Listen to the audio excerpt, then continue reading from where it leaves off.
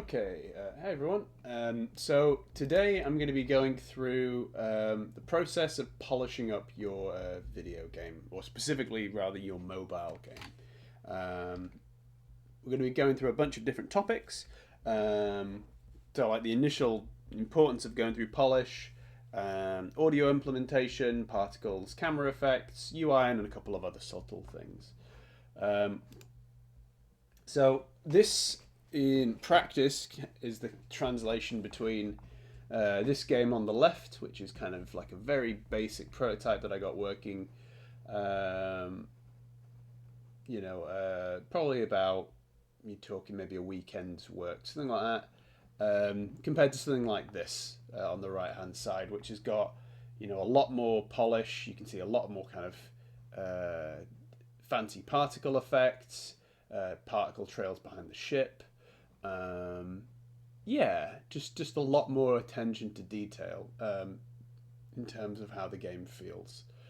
So the first topic I really want to kind of delve into is audio. So this is one of, when it comes to student projects, one of the most neglected areas of people's work. It's the easiest to massively enhance the project that you're working on.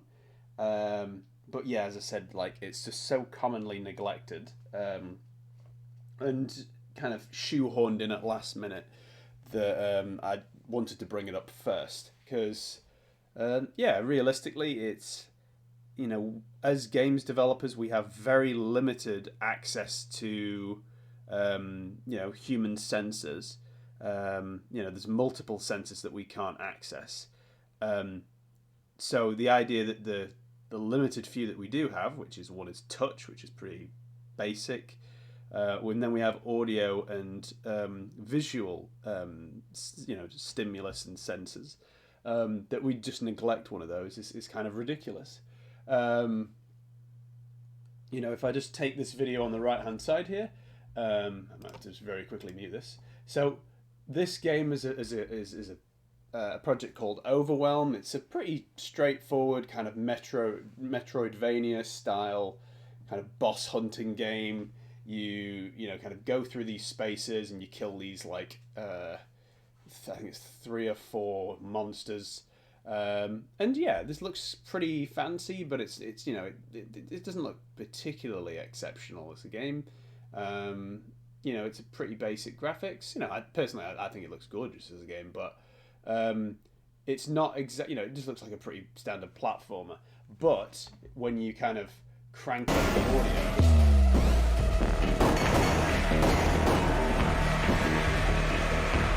it's like terrifying anxiety-inducing horror.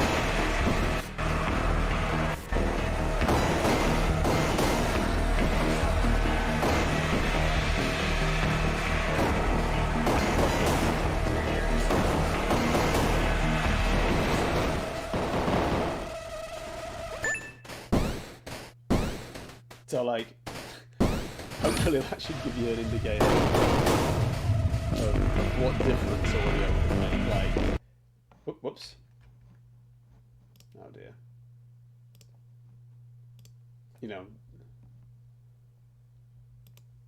Oh, it's not going to load again. Oh well. But yeah, the difference between that and, this and...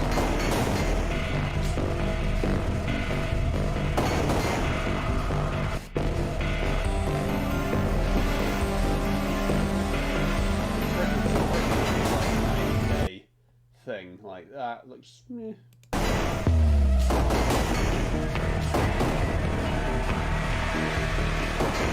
Yeah, okay, I think I've massaged the point enough. So yeah, like, I think it's really, really important to, within your own projects, try and at the very least get some basic audio implementation in there, maybe get some music. One thing that's a really, really easy implementation you can go through with is pitch modification. This is, like, very, very easy to implement in code. It's literally like one line with a slight adjusted pitch modifier. So, like, between I think like 0.9 and 1.1 is usually enough for me. Um, and yeah, there's tons of free audio that exist out there. There's things like the Free Music Archive if you want to have a delve through that. There's the BBC archives where there's tons of like awesome sound effects. Um, there's free music editing software, so you can like take some of these samples, let's say from the BBC archive, and remix them.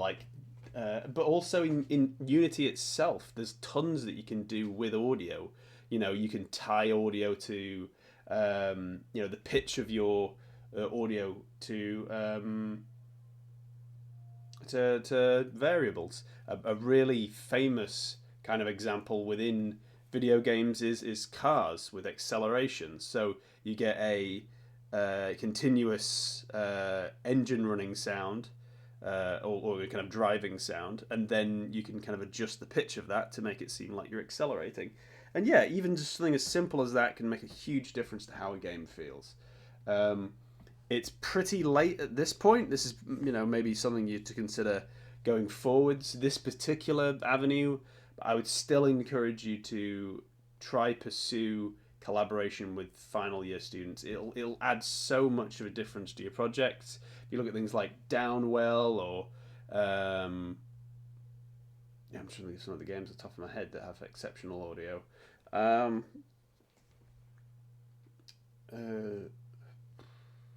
think of any more off the top of my head. But if you want a really basic and kind of a bit of an antiquated example at this point, like something like Thomas Was Alone, that game has very basic abstract graphics, but like the audio basically makes that game as a project. So moving on, I think I've hammered that previous point home enough. Particles. So as part of your project, it's probably a good idea to get some basic particle effects in there. It's not too taxing on your devices or on Unity itself. You can really add a lot of value to the feel of like explosions or collecting coins or taking damage by adding some particle effects. Like if I go back to this previous example, if you look at this on the right hand side here, I've got the initial, like when the spaceship fires, when it hits a surface, you get the initial flash, kind of a burst of particles that come off of it, but then they kind of subtly fade to red and kind of drift off into space. You've got the explosion of particles that come out of this power up that then kind of like almost like ricochets off all of the asteroids and stuff. So like you can this is a pretty basic game, but like it the feel of it with those particle effects just really amps up the feel of the game. And there's just so many kind of neat things you can do with it. So sorry, if I just go back one more time. You can see like what I've got going on with this power up here is that I've got a calculation that like I create a object that runs a loop that it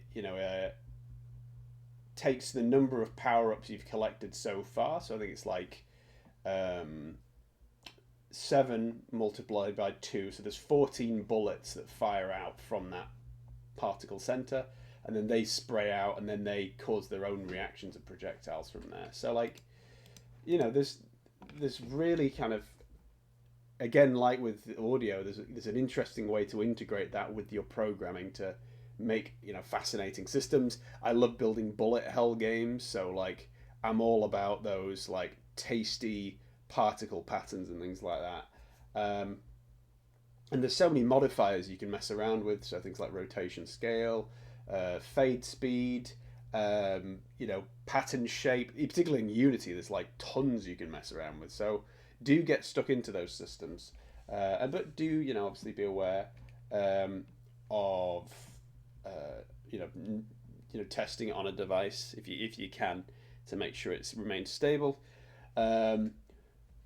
The only other thing I'd mention as well as part of this is if you kill the object that you're dealing with. It will kill the particle no matter what stage it is at. So it won't like kill the object and the particle will kind of like fizzle away.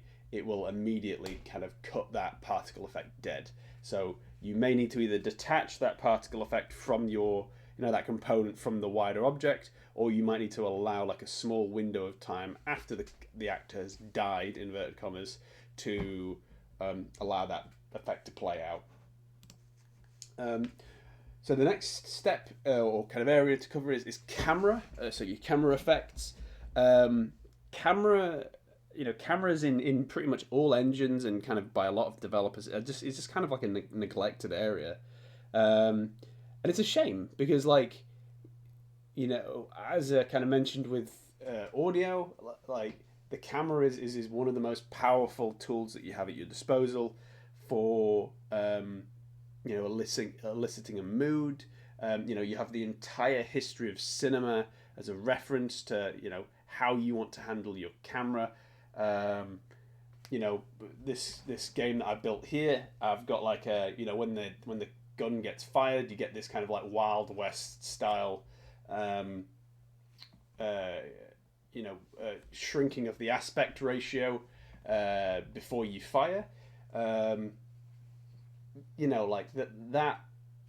just gives like an extra bit of focus towards what's on the screen. I also adjust the speed of the game as well. In Unity, this is in Stencil, this is the tool that I used before. You can see as well that I've got, as part of this, I scale the zoom based on how high or low the gun is as it's bouncing along. So if you get way up in the sky, it'll scale right back. So yeah, it's really, really important to just not just settle for the default camera. In Unity, you've got even more resources at your disposal, so you can mess with like field of view. You can experiment with post-processing effects and shaders and stuff like that. There's so much to experiment with as part of this.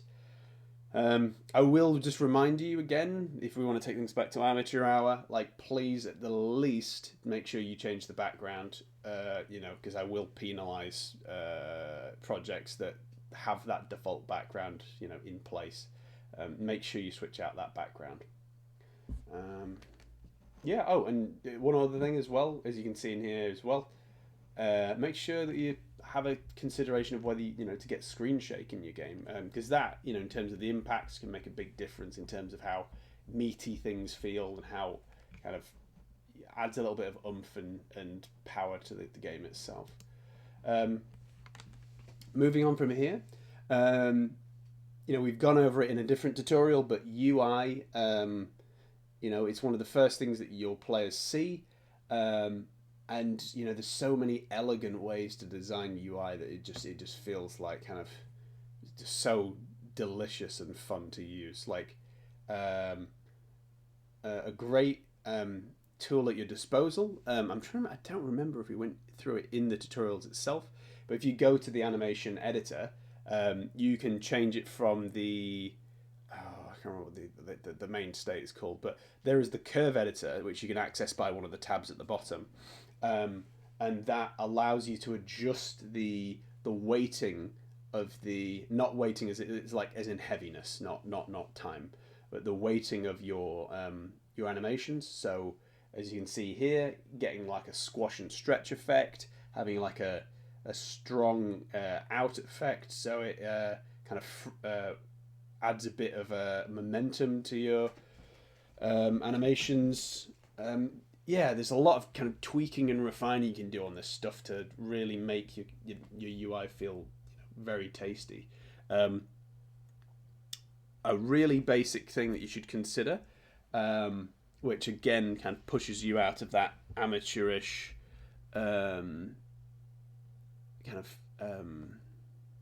category, is think about having transitions. So rather than just having like UI kind of pop on the screen, 1 second it's there, visibility is changed and now it's here. You know, what about having the UI kind of pan in from the top of the screen? You know, maybe like a bit of a bounce effect, so it kind of goes past where it's meant to go and kind of bobs into place. Or maybe having, you know, it fade in, you know, or scale in. Like, there's so many different combinations that you could go with to kind of complement the themes of your games. I'm trying to remember if there actually is. I don't think it shows it in this. Yeah, unfortunately, there's not any UI showed on that front. But yeah, like there's so many kind of little tweaks that you can do to make your UI stand out and really kind of draw players in. Yeah, and another reminder, please do not have any default buttons. Please take some, literally it'll take you like maybe an hour at max to just replace and switch out your buttons for other elements. For, you know, just take that little bit of extra time. And you know, your audiences will appreciate it. This is a game that I just want to show you, which for me, I feel like encapsulates like a tremendous amount of polish. And just loads of like little notes and just interesting elements that I think is a reasonable scope of target to aim for in terms of polish. Obviously, I'm not expecting you all to make basketball games, but just in terms of the things that I describe in the next few minutes, like think about how in your own projects you can kind of achieve an equivalent level of polish. Oh, whoops. There we go. Okay, so this is a game called Dunkers. This is a game made by a friend of mine called Colin. So I'm going to kind of go through almost step by step of, you know, things I think are quite nice about his game. So the first one that you'll see just from the offset is when he presses the button here, or when the button is pressed, you'll see the button kind of like squashes and kind of reacts to that pressing. So you see, you get a little squish, which feels very satisfying. You can see that there's the transitions that I was talking about before, that as you kind of make selections for characters, things pop in and out. You've got this nice little intro of the characters about to fight. You know, rather than just oh God's sake, sorry. In fact, you might have to get a little bit of audio. Again, you've got this catchy little audio in. I can maybe get that a little bit lower. You've got all the clicks and the beeps and the chirps from the audio. You know, you've got the voice of the referee, which is great. You've got the hopping sounds. Notice the pitch modifier there. You've got the crowd that reacts based on the reactions. So you can see that the crowd adjusts. Each individual crowd member adjusts their view based on where the ball is. Like, this is real, like, kind of chef's kiss, like real good stuff. You can see when the ball is actually dunked. Oh my god. When the ball is actually finally dunked, you can see you get the moment at the end where the character hands off the end. You get the shake, you get the cheer. You can see in the audience the different reactions from the different people. So some people are cheering, some people are angry. The referee fades into the background, so they're not kind of creating noise in the environment. You get the flash when the score changes, like, and even subtle stuff like the pause menu. Sorry, the pause button fades after a period of time, so it isn't prominent. There's just so much stuff. Little squishiness of buttons. When the ball goes off screen, you get a little arrow at the top. I'll move my hand so it doesn't show. Maybe it'll show it. Oh, we're just gonna win. Hopefully it'll go up again. Oh, nearly. No, it's not gonna happen, I don't think. But yeah, like it's... Oh, there you go. I had a little bit of it there. Yeah, you can see it like that. So there's just so many kind of tasty elements of this game. Even, you know, the message at the end telling you you've lost. And then the ranking kind of being updated based on where you're at. And then... Let's see if there's a little bit more information. See, I think this is the. You get a big message if you get a celebratory message if you win. Different characters. Obviously, the scale and scope of what you want to do for this mileage may vary, but you know, it's a really solid project. And yeah, as I said, I would keep it in mind as an example of a project to kind of use as a point of reference for level of polish. You know, the graphics are pretty modest. Like, you know, I personally love this style, but the amount of polish that they've achieved with the game, you know, it makes up for any kind of lo-fi aesthetic that it has. So yeah, have a look at different kind of games that exist out there and kind of try and break down their systems and be like, you know, figure out like the little nuggets and things that really kind of make those projects shine. So having said that, I just want to say, obviously, whilst polishing is good, you know, it's a good thing to do. Make sure that as part of that process, you do keep yourself grounded in the knowledge that you are building for mobile. So don't implement a bunch of new kind of shiny systems. Shaders are a great example of that.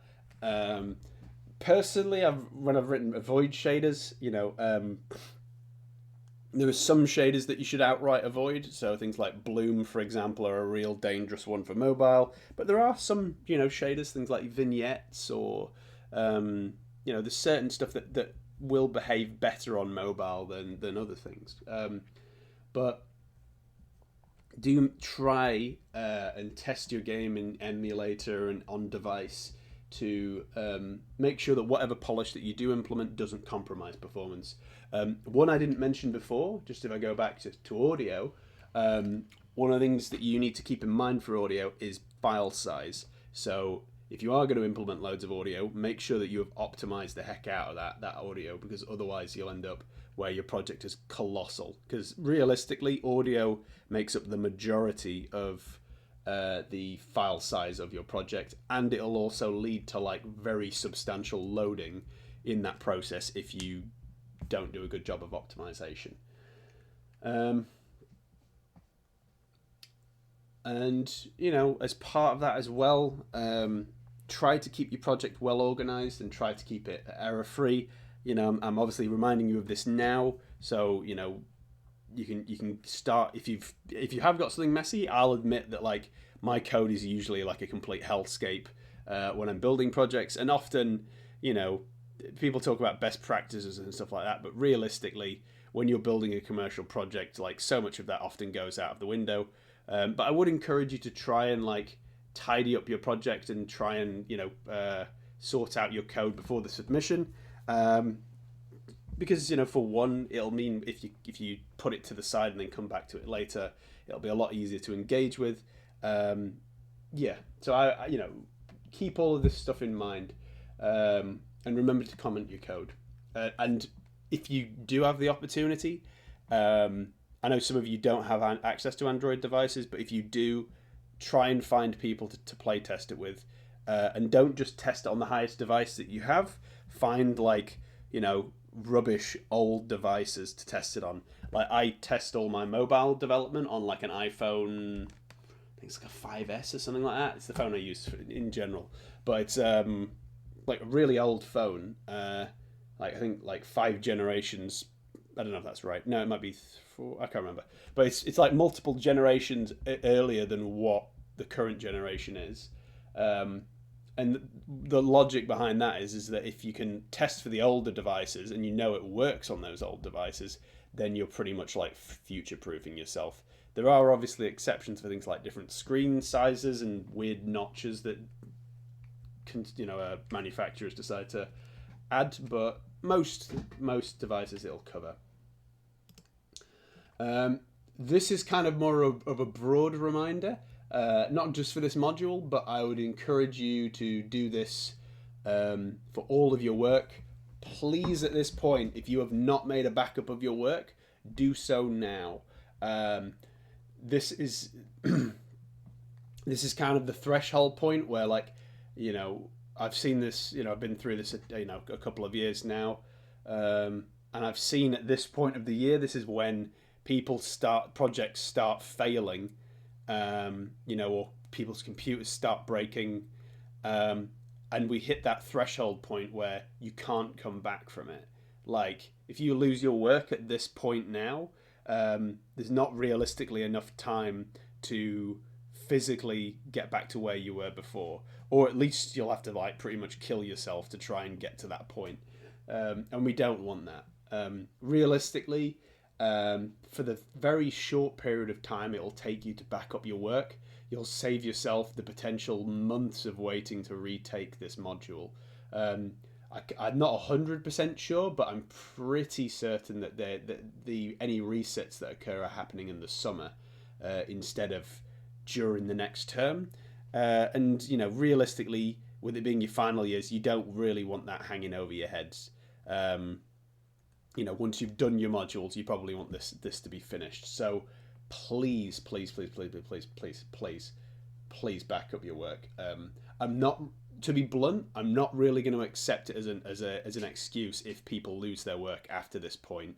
There's no excuse. There's so many kind of free online services. The project themselves, you should have been building them to be relatively lightweight, so you should be able to put them on OneDrive, which I believe the university gives you access to a larger file storage for, as part of your email. There's OneDrive, there's Google, there's Mediafire, there's tons of different file storage services that exist out there. And then there's physical storage that you can back stuff up on disks and memory sticks. I would really encourage you to not back up your stuff purely on hard copies, just because they're so prone to being destroyed. Most of you should know this by this point, but there's still people that I know who like blew their final year because they